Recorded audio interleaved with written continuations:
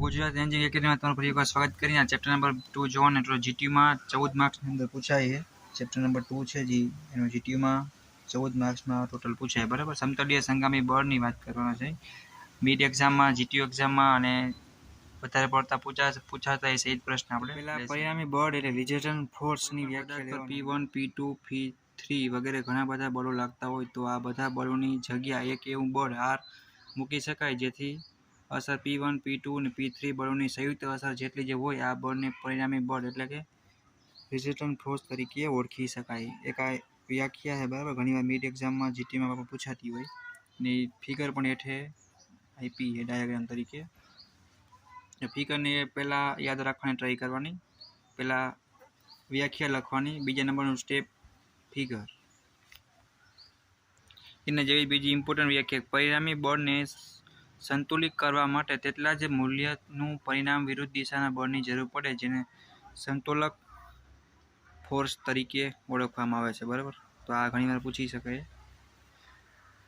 Chapter number 2 માં એક્ઝામ્પલનો portion વધારે છે એટલે જે લોકોને દાખલા ઓછા ફાવે અથવા મેથેમેટિક્સ નબળું છે એ લોકોને થિયરીમાં વધારે ધ્યાન દેવાનું રહેશે। તો ત્રીજા નંબરની ઇમ્પોર્ટન્ટ વ્યાખ્યાની વાત કરીએ દળ પદાર્થ રિજિડ બોડી બરાબર। કોઈ પણ પદાર્થ ઉપર બાહ્ય બળો લાગતા છતાં તે પોતાનો આકાર અને માપ જાળવી રાખે તેને રિજિડ બોડી તરીકે ઓળખવામાં આવે બરાબર। વાસ્તવમાં કોઈ પદાર્થ દઢ હોતો નથી। પરિણામી બળ રિઝલ્ટન્ટ ફોર્સ અને સમતોલક બળ બરાબર। તો એમાં આગળ વ્યાખ્યામાં જોઈ ગયા એ પ્રમાણે જ આવશે। કોઈ પણ પદાર્થ P1 P2 P3 વગેરે ઘણા બધા બળો લાગતા હોય તો આ બધા બળોની જગ્યાએ એક બળ એટલે કે R એવું મૂકી શકાય કે જેની અસર આ બધા બળોની સંયુક્ત અસર જેટલી હોય। આ એક બળને પરિણામી બળ કહેવાય। એટલે પહેલી લાઈન એ છે એ આપણી વ્યાખ્યાની દેશે બરાબર। તો પરિણામી બળના લીધે પદાર્થ બળની દિશામાં ખસે અથવા ખસવાનો પ્રયત્ન કરે બરાબર। તેને દર્શાવવા R વડે દર્શાવી શકાય બરાબર, સિમ્બોલ શોર્ટમાં।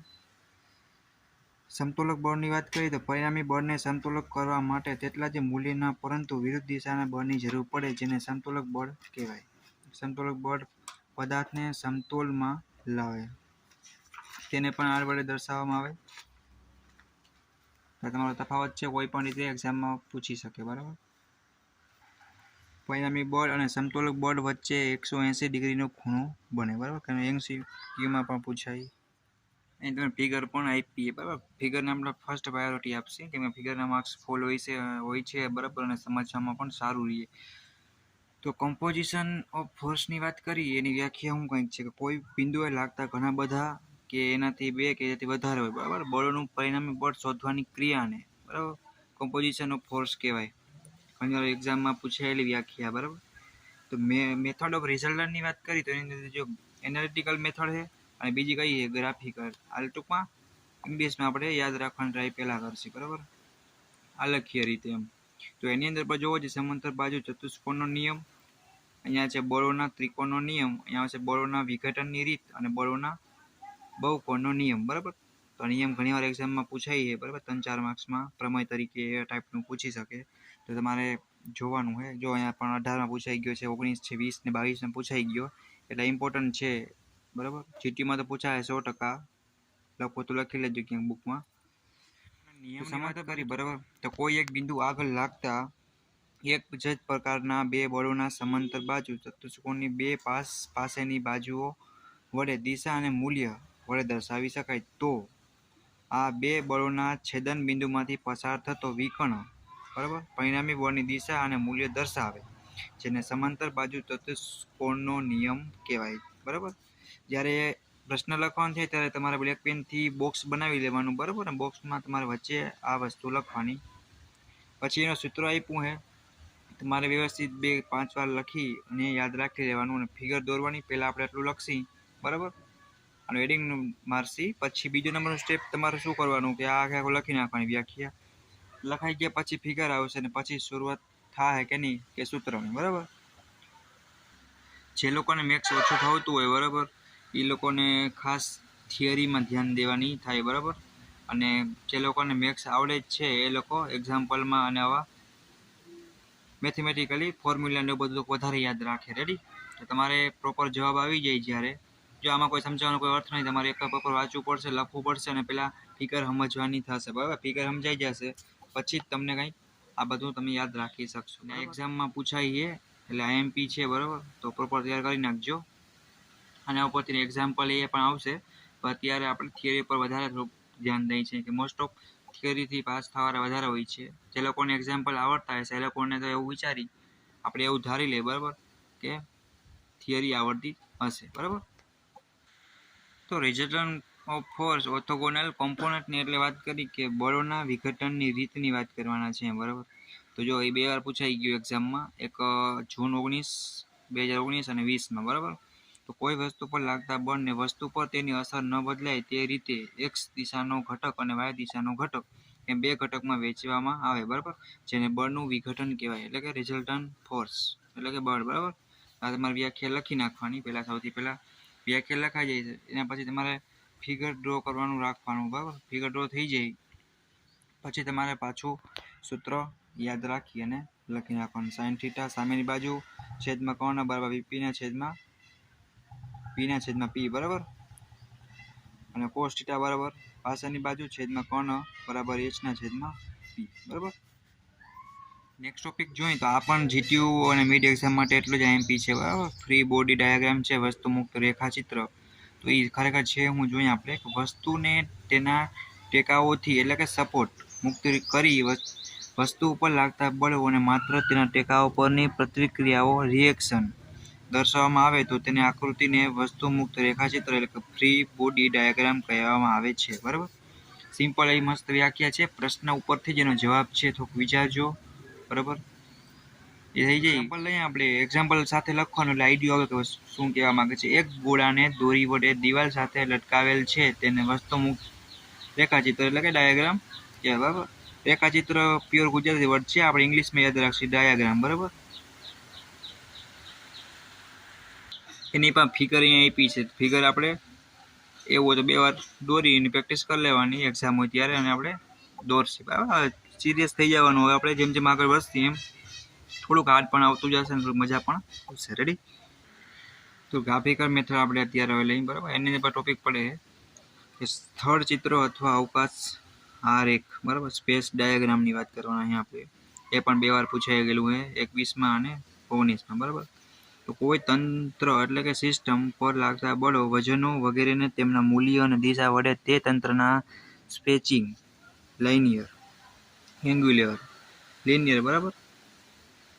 તે તંત્રના સ્પેચિંગ લિનિયર એંગ્યુલર મુજબ દોરી મેળવવામાં આવે. આ રેખાને સ્થળ ચિત્ર ની જગ્યાએ આપણે અવકાશ ચિત્ર પણ પૂછી શકે, બરાબર. આપણે બને એટલું ઇંગ્લિશમાં પહેલાં યાદ રાખવાની ટ્રાય કરશી, બરાબર. ડાયાગ્રામ કહેવાય છે. તો બોર્ડનું અંકન નોટેશન, બરાબર, બીજા નંબરનું છે કે તંત્ર પર એટલે કે સિસ્ટમ પર લાગતા બળોનું અવકાશ આરેખ દોરતી વખતે દરેક બળની એક બાજુ એક અંગ્રેજી મૂળાક્ષર અને બીજી બાજુએ બીજો અંગ્રેજી મૂળાક્ષર લખવામાં આવે છે, જેમાં કે 50 તો ના બળની એક બાજુએ એ અને બીજી બાજુએ બી લખી તે બળને એબી તરીકે આલેખવામાં આવે છે, બરાબર. તો આ પદ્ધતિને બોર્ડનું અંકન કહેવામાં આવે છે. તો એમાં જ જોઈએ વેક્ટર ડાયાગ્રામની વાત કરીએ આપણે કે સિસ્ટમ પર લાગતા બળોનું પરિણામી બળ શોધવા માટે બિંદુએથી શરૂ કરી એક બળના છેદે બીજા રીતે એક પછી એક બળને તેના મૂલ્ય અને દિશા સાથે દોરવાની જે ચિત્ર મળે તેને સદિશ એટલે કે વેક્ટર ડાયાગ્રામ કહેવામાં આવે છે, બરાબર. તેની ફિગર પણ આપી છે, એ પણ વધારે સમજતો થોડુંક ડ્રો કરશો તો પ્રેક્ટિસ પાડજો. તો બળોના ત્રિકોણનો નિયમ ટ્રાયંગલ લો ઓફ ફોર્સ, બરાબર. આ પણ આઈએમપી પ્રશ્ન છે. તો જોઈએ એમાં આપણે કે કોઈ એક બિંદુએ લાગતા બે સમતલ્ય બળો, જો એક જ બિંદુ છે લાગતા કોઈ કેટલા કીધા બે સમતલ્ય બળોને ત્રિકોણની બે ક્રમિક બાજુ વડે માન અને દિશા સાથે દર્શાવવામાં આવે તો ત્રિકોણની ત્રીજી બાજુ કઈ બાજુ ત્રીજી બાજુ પરિણામી બળનું માન અને દિશા દર્શાવે છે તે પહેલા બે બળના વિરુદ્ધ ઓર્ડરમાં હોય છે, બરાબર. જો ભાઈ સિમ્પલ યાદ રાખ્યું હોય તો હેઠે બીજી પણ વ્યાખ્યા જેવું જ છે, કદાચ તમને ભૂલાઈ જાય તો લખી તો ના શકો પણ ઇમ્પોર્ટન્ટ છે. કોઈ એક બિંદુએ લાગતા 3 બળો જો સમતલમાં હોય તો તે પૂર્ણ ત્રિકોણ બનાવે છે. બરાબર, આ પણ અહીં પેલી લખી નાખવાની તમારે, એ થઈ જાય પછી તમારે એની ફિગર પણ ડ્રો કરી નાખવાની છે. બરાબર, સિમ્પલ છે. ક્યુ પી આર આપ્યો છે, beta theta P A C alpha બધું તમારે વ્યવસ્થિત નોટેશન આપવાનું. બરાબર, નામ નિર્દેશન તમારે આપવું પડશે તો તમને ફૂલ માર્ક્સ મળશે, નકર નહીં મળે. બરાબર, એનું પણ સૂત્ર આપ્યું છે. બરાબર, લાસ્ટમાં શું મળે તમારે આ બોક્સ બનાવીને લખવાનું, અથવા રૂલ મુજબ જોવા જાય બરાબર તો એ પણ આપ્યું છે. અથવા તમે આનો સ્ક્વેર બરાબર પી નો સ્ક્વેર પ્લસ ક્યુ નો સ્ક્વેર માઇનસ 2p સ્ક્વેર. બરાબર, તમે પ્રેક્ટિસ પાડવાની છે. બરાબર, ફિગર ઉપર તમે લખી શકશો. તો પોલિગોન લો ઓફ ફોર્સની વાત કરીએ, બળોના બહુકોણનો નિયમ છે. એ શું કહે, કોઈ એક બિંદુએ લાગતા બે કરતાં વધુ સમતલ બળોને બહુકોણની ક્રમિક બાજુઓ વડે માન અને દિશા દર્શાવવામાં આવે. બરાબર, તો બહુકોણની પૂર્ણ કરતી બાજુ ક્લોઝિંગ સાઇડ પરિણામી બળનું માન અને દિશા દર્શાવે છે. બીજા બધા બળોનો વિરુદ્ધ ઓર્ડરમાં હોય છે. થોડુંક ચેન્જ થતું જશે વિદ્યાર્થી મિત્રો, બાકી બધું સેમ ટુ સેમ રહેશે. બરાબર, આમાં જે લોકોને થિયરી થોડી ભૂલાઈ જાય એ લોકો આકૃતિ એટલે કે ફિગર ઉપર વધારે થોડુંક ફોકસ દઈએ, બરાબર, ધ્યાન દઈએ તો વાંધો નહીં આવે. બાકી હાર્ડ લાગશે, કેમ કે એક્ઝામ્પલ એટલે જ પૂછાશે આની અંદર. બરાબર, કેલ્ક્યુલેશન ટાઈપ જેવો સબ્જેક્ટ છે એટલે થોડું ધ્યાન દેવું પડશે. સંગામી બળોની સમતોલનની શરત હોય સિગ્મા h બરાબર 0, સિગ્મા v બરાબર 0, સિગ્મા h બરાબર 0. બરાબર, એટલે કે બધા બળોનો છતીય એટલે હોરિઝોન્ટલ ઘટકોના ગાણિતિક સરવાળો શૂન્ય થવો જોઈએ. એ વર્ટિકલ છે ઉધ્વ, બરાબર, છતી ઉધ્વ શૂન્ય થવું. સેમ આર બરાબર 0 એટલે કે પરિણામી બળનું મૂલ્ય શૂન્ય થવું જોઈએ. તો શરતો ઘણીવાર પૂછાતી હોય. બરાબર, તો તમારે ધ્યાનમાં રાખવાનું. સંતુલનની ગ્રાફિકલ શરત છે કે જો બધા બળોને ફોર્સ પોલિગોન દોરવામાં આવે તો તે પોલિગોનનો મંદ થવો જોઈએ. બરાબર, તો આપણે એટલું જ ઇમ્પોર્ટન્ટ છે. સમતોલનના પ્રકાર ટાઈપ ઓફ ઇક્વિલિબ્રિયમની વાત કરી. સમતોલનના પ્રકાર નવો ટોપિક છે અને આ મિડ માટે અને જીટીયુ માટે પણ આઈએમપી છે. બરાબર, આવું ઘણી વાર પૂછાતું હોય કે ફિગર સાથે ક્લાસિફિકેશન કરો તો પ્રકારની યાદી બનાવવાનું, કોઈ પણ એક સમજાવો, બે સમજાવો. બરાબર, મસ્ત ફિગર પણ આપી છે. બરાબર, અલગ અલગ કન્ડિશનની અંદર, અને તમે યાદ પણ રાખી શકો એવી છે. તો સ્થિર સમતોલન છે, સ્ટેબલ ઇક્વિલિબ્રિયમ, અસ્થિર છે, અનિશ્ચિત સમતોલન છે. બરાબર, તટસ્થ શબ્દ વાપરો. બરાબર, નેચરલી. તો તમે એ ફિગર પણ ડ્રો કરી શકો. બરાબર, અને વ્યાખ્યા પૂછાય કદાચ સમજાવવાનું કહે તો તમે સમજાવી. જ્યારે પદાર્થ સ્થિર સ્થિતિમાં હોય, જો તમારે એક ટીક તમને આપું, જે પણ પ્રશ્ન હોય ને જે ભૂલાઈ જાય ત્યારે એ પ્રશ્ન ઉપરથી તમારો જવાબ આવતો હશે એવું તમારે વિચારવાનું. બરાબર, તો જ્યારે પદાર્થ સ્થિર સ્થિતિમાં હોય અને તે સહેજ ખલેલ પહોંચાડતા તે મૂળ સ્થિતિમાં પાછું આવી જાય તો તેને સ્થિર સમતોલન સ્ટેબલ, બરાબર, એટલે કે સ્થિર સમતોલન કહી શકાય. તો અસ્થિરની વાત કરી વિદ્યાર્થી મિત્રો, તો અસ્થિર સમતોલન શું છે? જ્યારે પદાર્થ સ્થિર સ્થિતિમાં હોય અને તે સહેજ ખલેલ પહોંચાડતા તે મૂળ સ્થિતિમાં પાછું ન જો આવી શકે છે, જોઈ લેજો, અને આ નથી આવતું, બરાબર, શકે તો તેને અસ્થિર સમતોલન અનસ્ટેબલ કહેવાય છે. બરાબર, અનિશ્ચિત તટસ્થની વાત કરી. જ્યારે પદાર્થ સ્થિર સ્થિતિમાં હોય અને તે સહેજ ખલેલ પહોંચાડતા, આટલું બધામાં ફિક્સ જ આવશે, રેડી, તે નવી જગ્યાએ સ્થિર થાય તો તેને તટસ્થ સમતોલન કહી શકાય છે, નેચરલી. બરાબર, તો તને વ્યાખ્યા મસ્ત આવડી જાય. આજે જીટીમાં પૂછાય એવો ક્વેશ્ચન છે ને પૂછાશે જ. બરાબર, ફિગર પણ ડ્રો મસ્ત થઈ જાય એવી છે, અને ક્લાસિફિકેશન અથવા પ્રકાર પર તમે લખી શકો. ત્રણ જ પ્રકાર છે, રેડી. અહીંયા પ્રિન્સિપલ આપ્યા હે. બરાબર, પ્રિન્સિપલ આપ્યા હે સિદ્ધાંત ગુજરાતીની અંદર. બરાબર, બે બળોનો સિદ્ધાંત આપ્યો હોય 3 ને 4 એવી રીતના. બરાબર, તો જો કોઈ પદાર્થ ઉપર બે બળ લાગતા હોય તો અને તે સમતલમાં હોય તો આ બે બળ સમાન પરસ્પર વિરુદ્ધ દિશામાં અને એક રેખીય હોવો જોઈએ. આની સિદ્ધાંત છે. 3 ની વાત કરીએ, જો કોઈ પદાર્થ પર 3 બળો લાગતા હોય, 4 તો 4 આવશે. બરાબર, અને તે સમતોલમાં હોય તો તે કોઈ પણ બે પદાર્થનું પરિણામી બળ ત્રીજા બળ જેટલું વિરુદ્ધ દિશાનું અને એક રેખીય હોવું જોઈએ.